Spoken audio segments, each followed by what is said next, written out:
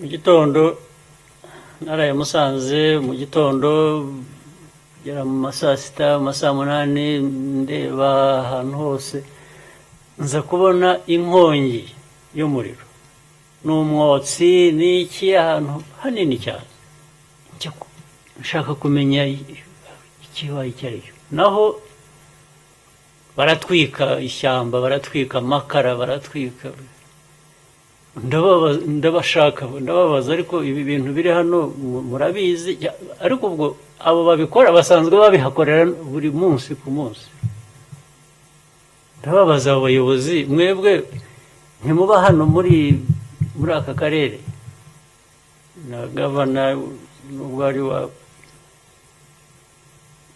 w'intara ariko abakunze kuba ari muri Musanze ndababaza ntimubibona usanga ntibabibona nubwo kubibona nuko nabatungira urutoki umwotsi murawureba bawubona ari uko mbabwiye ngo murawureba mwagerayo mukabaza bariya basanga abaturage bo niko bimereye baritwikira amakara baratwika ishyamba abayobozi bombi barabizi ko ririya shyamba ahubwo tugerageza kurisubizaho hanyuma yaho hashize iminsi ubu ntabwo ari ibyo gusa ariko hagiyemo n'ibindi hanyuma ariko hashize iminsi nabwo nsubiyeyo hari ririya shoramari riri hariya muri Musanze rya tourism ariya amahoteli y'ibitangaza abantu bubakayo n'iki ndi muri iyo hoteli ubwo abantu aho hoteli imariye kugerayo iriya ya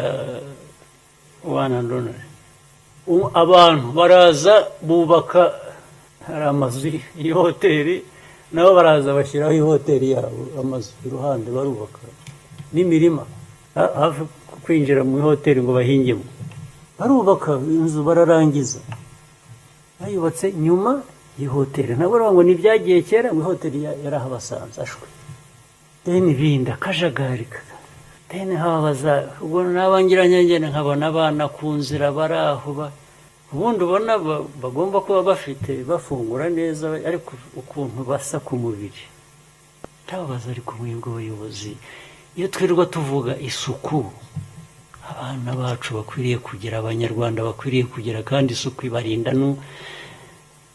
n'uburwayi barinda ibintu byinshi abana kubaho neza n'iki aha nta mazi ahaba ntabwo abantu bakaraba ntibagira bate ubwo bagatangira kumubwira rwose ubu tugiye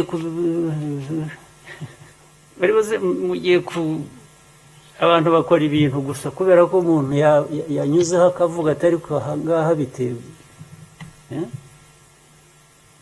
abayobozi mwebwe umunsi ku wundi muba ahantu muba mu bantu muyobora icyo kikaba ikibazo kubera iki gatabaza icyo kibera iki kibazo mukora iki ku munsi nubwo ari we mbwira ubwo ndabwira n'abandi ba guverineri wawe nabo niko bimeze ntugire ngo hari icyo bakurusha nabo nuko umunsi ku wundi meya wa Musanze ikibazo ni iki wabuze iki mwabuze iki ubu muzajya mwibuka gukora ibintu naje ariko navuze nti meya ibi urabibona ati ndabibona kubera iki biraha ubu batangira akambwira plan afite yo kubikora mwakora mute meya nawe ubwo ndavuga meya wa Musanze ariko n'abandi bicaye hano ba meya nabo nabyo nuko kubera iki bintu kiba cyabuze n'iki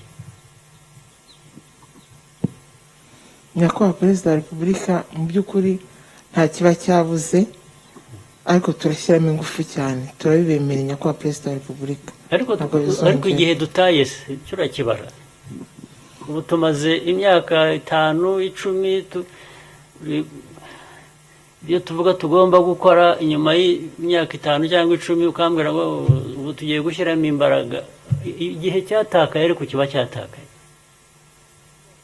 burika igihe koko cyaratakaye ariko kuko icyo gihe cyatakaye turakora ku buryo budasanzwe ku buryo icyo gihe nacyo tukigarura ariko nabyo tukabigera. ntabwo mbyemera kuko bibaye kenshi henshi igihe kirekire ku bantu benshi. Kumbwira gutyo gusa ntabwo mbyemera, kuko icyo ntabyemerera ni uko ubanza mutanabibona. Iyo utabona, iyo udashobora kubona ikintu, wansezeranya se ngo ugiye kugitunga, ikizaza kindi kizatungana gute utabona? Cyangwa se ibyo mubona ntimushobora, musa n'abatagira nabyita iki, ntimugira imbaraga zo kubwira n'umuntu ukora ikintu kidakoreka, kidakwiriye kuba gikoreka, ngo mubwire ngo ntabwo ari byo. Ubwabyo byarabananiye, ni ikibazo. Ntimushobora kubwira umuntu, mushobora kubwira abantu abo muyobora ibyo mubona bakora bitari byo, kubabwira ko bitari byo, ko bidakwiriye. Icyo cyarabananiye, kandi ni ikibazo kiri ahantu henshi. Cyose ubwo urambwira gusa ngo mugiye gushyiramo imbaraga zo kubona ibyo utabonaga, imbaraga zo gutinyuka kubwira umuntu. Abantu baragenda muri provinces, muri districts, bakubaka mu bishanga, ejo bundi aha niriranywe na ejo bundi nagiye mu weekend, nagiye mu mujyi Kigali hariya, mpamagara mbwira Minisitiri Gatete uyu nguyu, nshaka meya w'umujyi, ari hano nawe? Aha, nawe ndamushaka, n'abandi. Ubwo ngenda mu mujyi mbereka ibintu bitabaho, bidakwiriye kuba bikorwa. Urugero rumwe, abantu bubaka, ni byiza, turashaka ko abantu bubaka. Abubaka baragiye bafashe, batwaye amakamyo y'umusenyi, baragiye bayarunze mu muhanda wa kaburimbo ukimara gukorwa, igice cy'umuhanda baragifunga. Ubwo hatuye abandi bantu iruhande, umuhanda wubatswe na leta, abantu gusa baragenda bafunga umuhanda, bamenamo umusenyi ku buryo bashyiramo umusozi, ku buryo abantu, imodoka zitabona aho zinyura, kubera ko bubaka. Ahandi abantu barubakaga, barangije bafata ibyasigaye bubakishaga amabuye menshi manini, baragenda yose bayasunika mu miferege iri ikorwa kugira ngo itware amazi. Igihe ukora umuhanda, iriya miferege iruhande itwara amazi, barabifata babisunikamo, bafunga umuferege nka metero nka 200. Ibintu basutsemo gusa, kubera ko ntibashaka kubiterura ngo babitware aho bigomba kujya, barafunga umuhanda. Ntabwo mwarabibonye? Ubwo nagombye kubatwarayo, yewe njya kubereka ko nayo nahanyuze ndabibona. Ubwo ba Gatete bicaye mu maofisi, ku matelefoni, ba meya sinzi.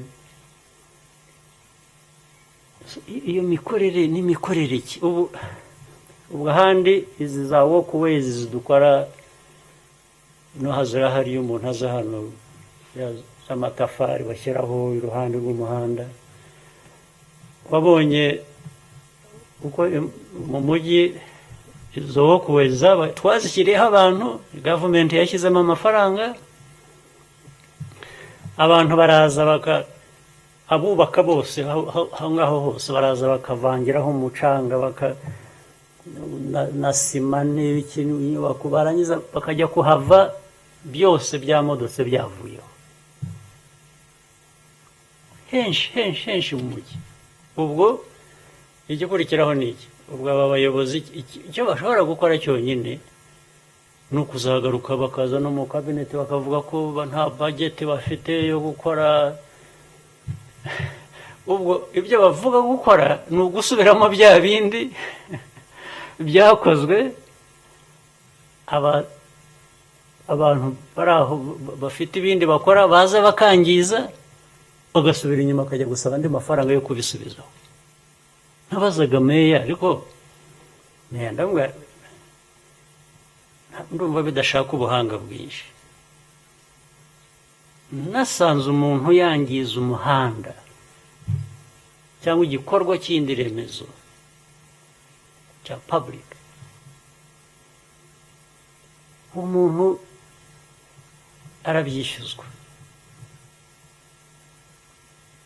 urabisubizaho, ndetse hakurikiraho n'ibihano bindi. Ariko urangiza bo bakajya muri leta bakajya gusaba amafaranga yo kubyubaka. Ariko nta nubwo mwari mukwiye kuba mubareka bakabyangiza. Icyo dushinzwe twe ni ugukora ibyo ngibyo dukwiriye kuba dukora, aho bitari tukabihageza, kubera ko abaturage babikeneye. Ariko abaturage baza bakabyangiza, ntabwo abo ngabo abantu baba bakwiye kubihanganira. Ntabwo wakwangiza ibintu ngo leta yo kubisubizaho gusa. Icyo gihe abayobozi, nibyo navugaga ko niyo mubona n'abantu bakora ibintu bibi, ntimugira mu Cyongereza bacyita nta backbone mugira. Backbone murayizi? Igifaransa cyanjye ntabwo kiragera aho ngaho. Mu Kinyarwanda ni urutirigongo, harya ni uruti rw'umugongo, something like that.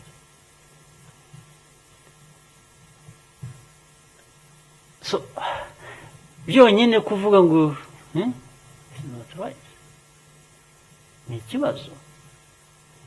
Mwicare ubwo, ahubwo nizere ko mwicaye muzajya gutunganya ibyo mukwiye. Biragaragara rero ahangaha ubona izi district zimwe zitakoze neza. Immediately muri ako kanya uhera kubona ko hagomba kuba hari ikibazo cy'ubuyobozi. Mbere y'uko ushakisha ibindi, haba hari ikibazo cy'ubuyobozi.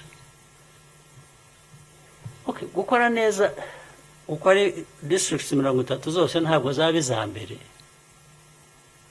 ariko n'ikinyuranyo urakibona. Uwaje nyuma we n'uwaje mbere hagati hari umwanya ungana iki? Cyangwa waje hasi yari afite kangahe ku ijana? Ufite 40 uri hasi, birumvikana.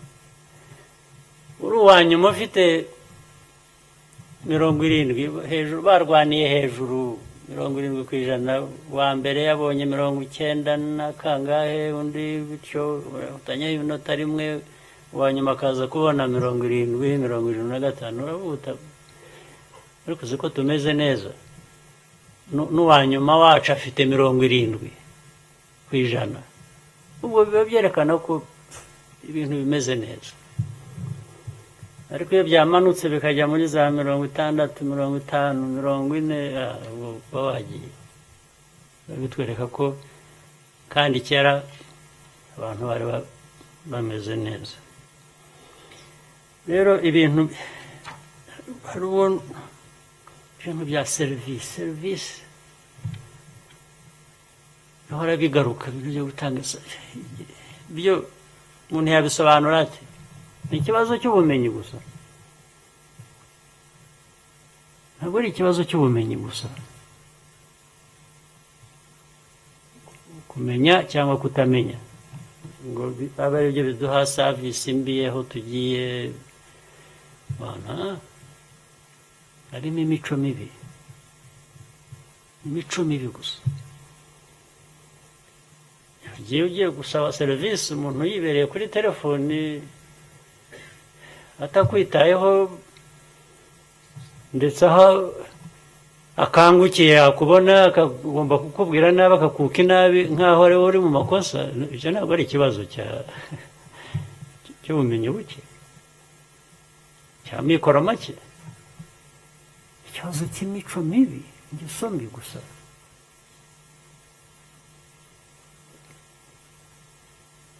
Imico mibi kugize kudaha abantu ibyo bagomba, bongereyeho kubuka inabi, cyangwa se bongereyeho kuvuga ko bagomba kureba icyo bareba, cyangwa ukabuka iyo nabi n'ibindi ugira ngo bibwire bamenye ko hari ikintu bagomba kwishyura. Ntabwo aba bantu bagomba kugira icyo bakwishyura.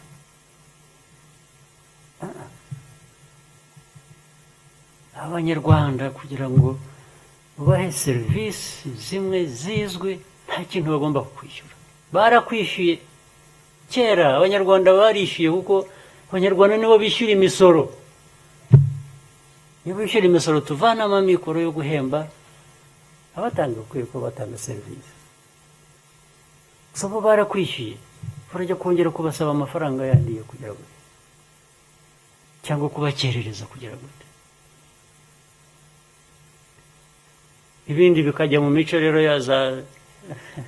Vuba hari ikiganiro twagiranye na Prime Minister, barakizi. Ibintu bidindiza ibintu ibikorwa, noneho bakakubwira gusa ngo hari tekinike, hari za tekinike zigomba gukoreshwa, zitonderwa. Technicalities cannot be an end in themselves. Technicalities are there, they can be modified, they can be gone through quickly, they are not an end in themselves. The end is the service, is the result, is the product you get out of it. It cannot be procedure, this, whatever, ndetse n'amategeko. Amategeko akorwa kugira ngo ibintu bikorwe neza uko bikwiye. Ariko ntabwo amategeko agiraho gutinza ibintu cyangwa kugira ngo bidakorwa. Aya hari ubwo rero n'abantu bakora interpretation y'amategeko bakayikora baganisha kugira ngo ibintu bidakorwa, aho kugira ngo amategeko interpretation yayo ibe kugira ngo ahubwo ushobore gukora ibintu neza mu buryo ariko binihuse. Umuntu agatinda muri procedure, mu mategeko, muri technicalities, ikaba excuse yo kujyaho kugira ngo abantu bibwirize bamenye ko iyo babitindije buri gitangaza. Bagomba rero kukorohera bakagira icyo bibwira kigomba kuwushimisha. They must please you so that you give them service. Kukugusha neza, kuko ngo urareba kanaka yaramutse atameze neza, buriya tugomba kumukomakoma, tukanyura hirya tukamutura, tukamusenga, kugira ngo agurwe neza, abe no.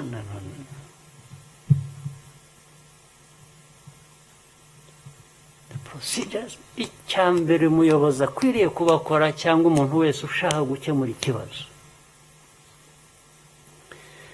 shakisha uburyo icyo kintu cyakorwa vuba, cyakorwa neza, kandi ukumva ko bishoboka, aho kugira ngo uhere gushakisha uburyo cya kintu ahubwo kitakorwa. kuko hari abakora ibintu bashakisha akabanza guhera ku gishobora kunaniza icyo kintu kugira ngo gikorwe kurusha gushakisha igituma ikintu cyakorwa. Niyo mpamvu umuntu ahera ko asimbuka avuga ngo amategeko, buriya amategeko, uvuga amategeko wese cyangwa uvuze procedure ntugahera ko wibwira ngo ni bizima kuko yavuze amategeko nyine abantu batinya amategeko, abantu barayubaha. So niyo mukamvuze itegeko abantu barahera ko bumva ko icyambere ukuriye kuba wumva no kuvuga ngo niba uvuze itegeko ngenda kubaza ntariko yes itegeko reka turishingireho ariko turebe uko twihutisha ibintu bikorwa. Ntabwo twakwirengagiza amategeko, ariko si itegeko rikubuza kurikurikiza kandi ngo wihute. Itegeko rikubwira ko urikurikiza wabanje kugenda buhoro, nicyo bivuze. Nta tegeko ribereyeho kugira ngo ikintu kizima kidakorwa, cyangwa se utagikora wihuse. Of course muri ya mvugo yanyu nyine nayo mukwiriye gucikaho ibintu kugira ngo kubera ko watindije ibintu cyangwa utabikoze bikavuga ngo ibi bintu ngo bishaka kwitonda. Kwitonda bivuze iki? What time is kwitonda? Time bitwara kwitonda ni iyi.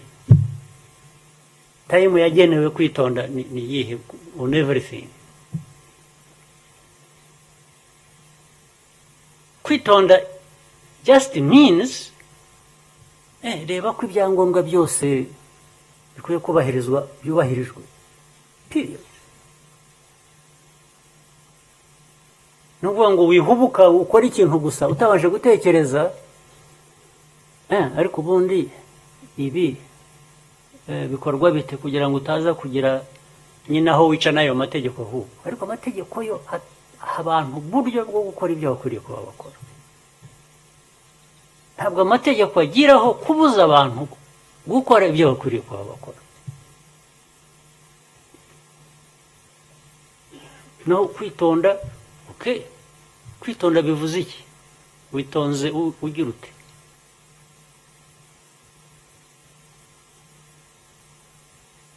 Yes, if something takes time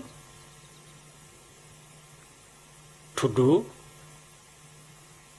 then you start thinking of what is it that I am doing in this time? How am I doing it?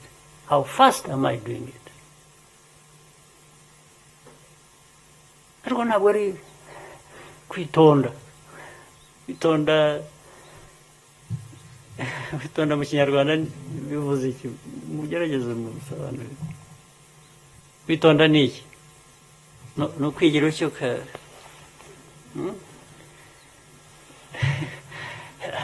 bakubwira atariho kutagize ntabwo nabikoze nitondaga. So what is kwitonda?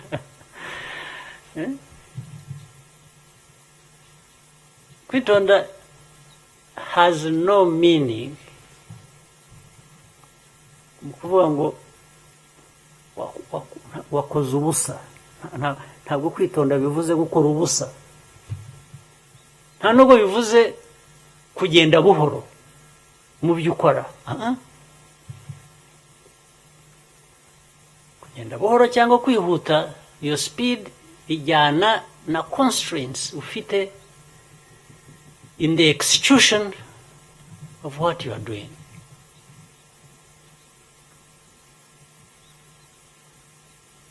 Naho uva hano hano kuri hoteli ujya hariya mu mujyi,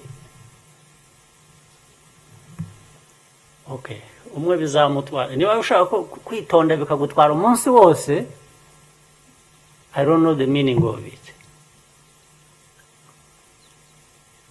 Ushobora kwitonda ukava n'imodoka ugenda buhoro, ntugonze abantu, ugezeyo mu minota 5. Ariko uzagusanga yavuga ngo ariko wihuse kuki utitonze kuva hariya so kwitonda bishaka timing ani bivuze iki? What time does it mean? No, kwitonda is relative to what you are doing and what you must take care of in doing it.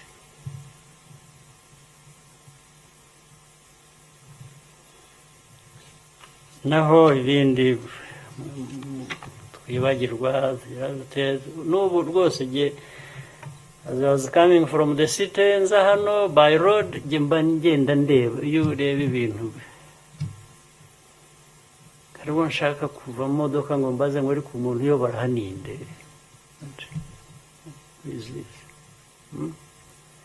umuntu wa Kayonza ninde ari he? Meya wa Kayonza.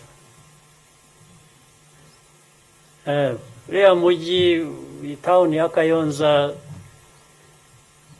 ntabwo biriya mahanda twashyizemo na buriya bintu bihagije. Ureba imbere hari n'amazu yubatse ameze neza ariko their compounds imbere yaho bigera mu muhanda bigiye kuducira umuhanda ahubwo ni nk'umurima. Wasohoka mu nzu nziza y'ibati cyangwa yitegura nayibonye ariko wasohoka ukandagira ni nko mu murima. Ibitaka hari ibindi mwazanye bifata amabuye sinzi bamenagura bagira bati ugasukaho imvura yagwe kazi twara ayo mabuye niko bimeze ibyinshi. Wese umuntu yakubaka inzu yitegura cyangwa y'ibati nziza ibyumba 5 akananirwa gukora imbere kumuharuro. Meya niwe mbaza ntabyo ubona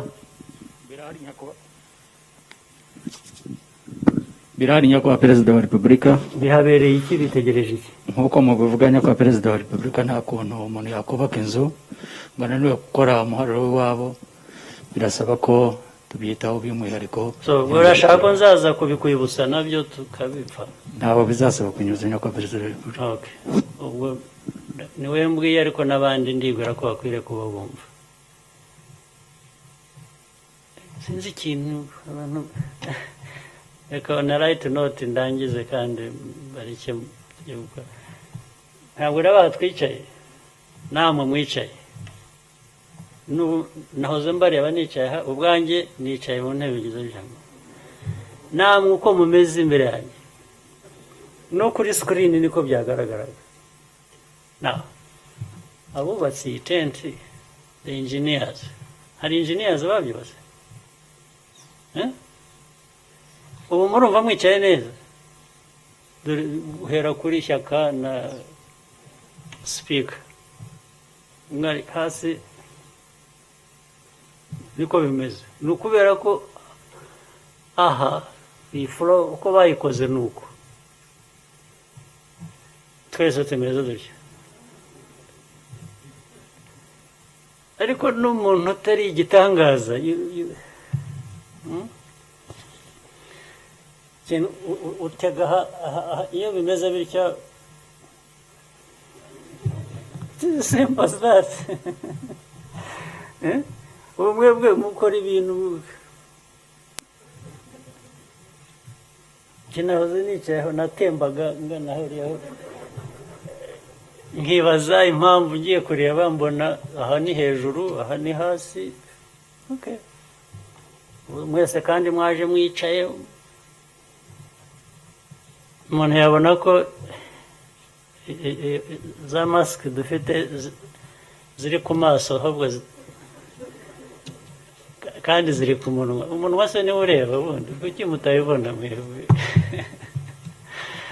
Dore rwose n'ubu muze kureba ku screen nibashyiraho nuza murasanga bimeze cyane.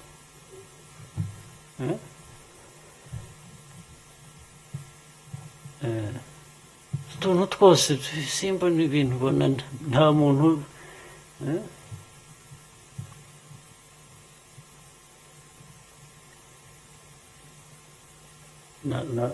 nahoze ntongana n'abantu ba IT hano hari screens ubundi barashyiraho abantu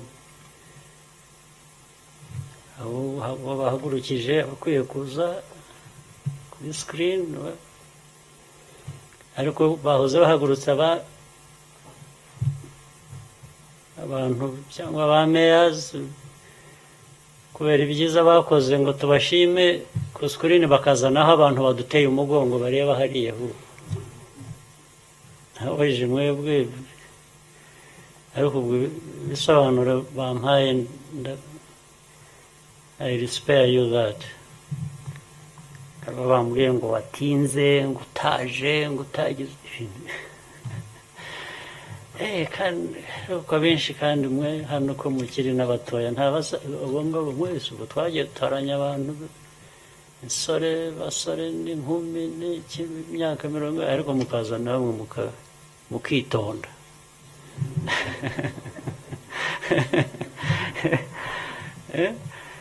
kwitonda mwabituregeye twebwe bakuru aho mwebwe Prime Minister rero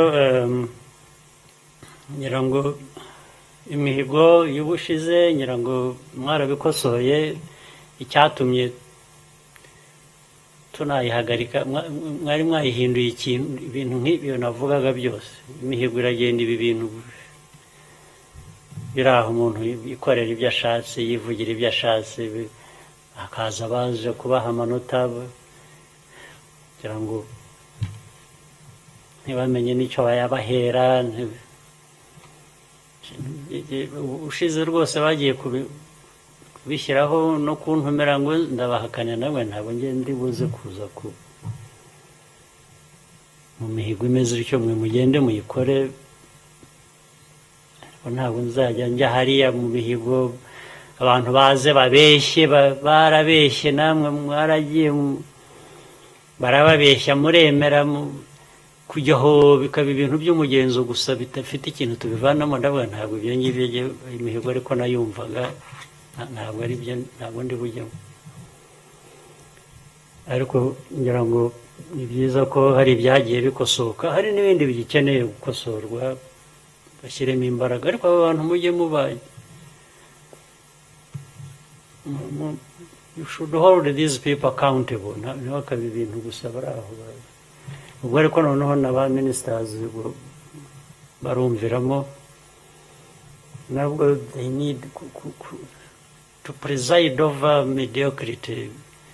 Ibintu biri aho namwe nyine mukwiriye kwisuzuma, ntabwo mukwiriye, you must question what you understand is not right to question it.